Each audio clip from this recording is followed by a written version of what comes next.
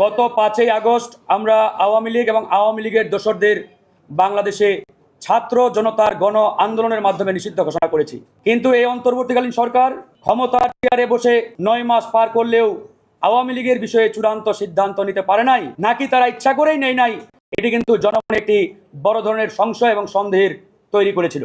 টানা 2 দিনের গণ আন্দোলনের ফলে সরকার অবশেষে আওয়ামী লীগের কার্যক্রম বিচার শেষ হওয়ার আগ পর্যন্ত নিষেধাজ্ঞা জারি করে।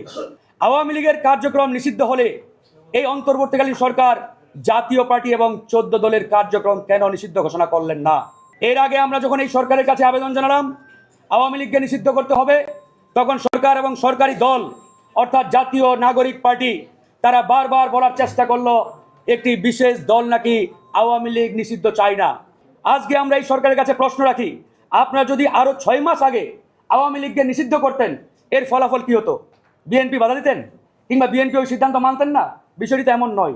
তাহলে কেন এই 6 মাস আপনারা জনগণের সাথে ছল চাতুরি করে আওয়ামী লীগ নিষিদ্ধের এই সিদ্ধান্ত আপনারা ঝুলিয়ে রেখে এক প্রকারের জনগণকে ভোগান্তির মধ্যে ফেললেন? এখন আজকে আমরা এই জন্য নির্বাচন কমিশনের কাছ থেকে পরিষ্কারভাবে 3টি বিষয়ে আমরা জানতে চেয়েছি যে আওয়ামী লীগকে ইতিমধ্যে সরকার তাদের কার্যক্রমের উপরে নিষেধাজ্ঞা দিয়েছে, তাদের নিবন্ধন বাতিল করতে আপনাদের কত সময় প্রয়োজন?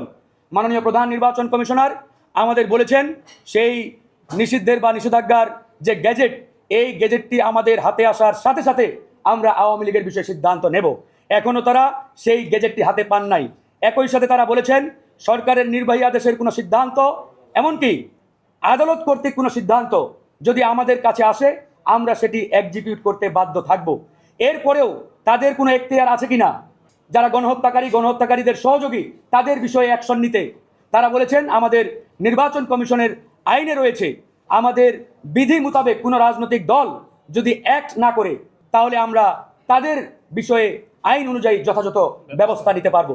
তারা ইতিমধ্যে আয় ব্যয়ের হিসাবের চিঠি প্রত্যেকটি রাজনৈতিক দলকে দিয়েছেন। তারা বলেছেন এই আয় ব্যয়ের হিসাব যদি তারা এখানে জমা না করে তাহলে তার পরিপ্রেক্ষিতে তারা সিদ্ধান্ত নিতে পারবেন। 14, 18, 24 সালের অবৈধ ফ্যাসিস্টদের পাতানো নির্বাচনকে বাতিল ঘোষণা করে এই নির্বাচনে যারা জনপ্রতিনিধি হয়েছিলেন তাদেরকেও বিচারের আওতায় আনার আমরা দাবি জানিয়েছি নির্বাচন কমিশনের কাছে।